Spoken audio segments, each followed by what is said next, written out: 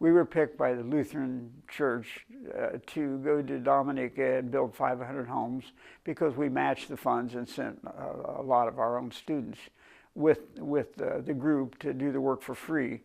And they picked people that needed the homes, and we were at this time building about 16 or 20 homes up in the volcanic hills and highlands.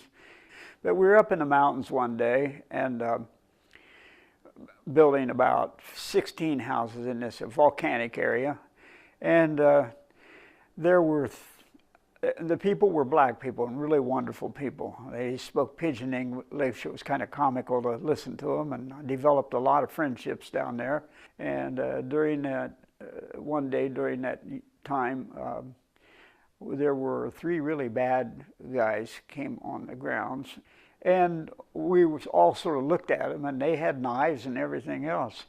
And next thing we know, we see this little skinny black woman, and I found out later her name was Juliana Jules, and she could speak French, she could speak several languages, but all we could hear her doing was running out to these guys with her machete, and she was swearing and using every word under the sun. I mean, it was unbelievable.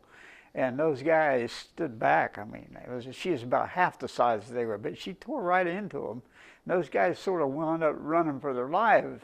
So later on in the day, I was up on the ladder doing some work on the ceiling, and I looked out the corner of my eyes, and I see this same woman standing in the doorway, and I'm thinking, whoa, man.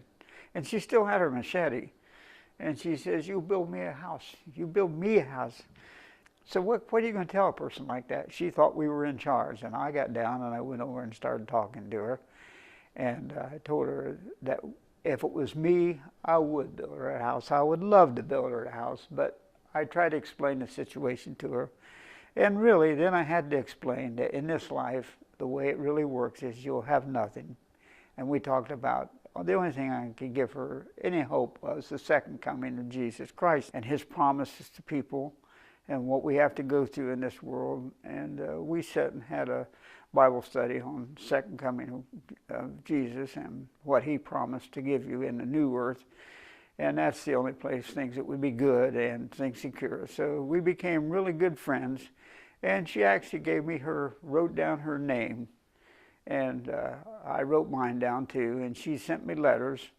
Her name was Juliana Jules, that's how I found out her name. So that turned out good in the end, and she has hope now of seeing Jesus come in the clouds of heaven where he can give her the things that she'll never have there or in this life.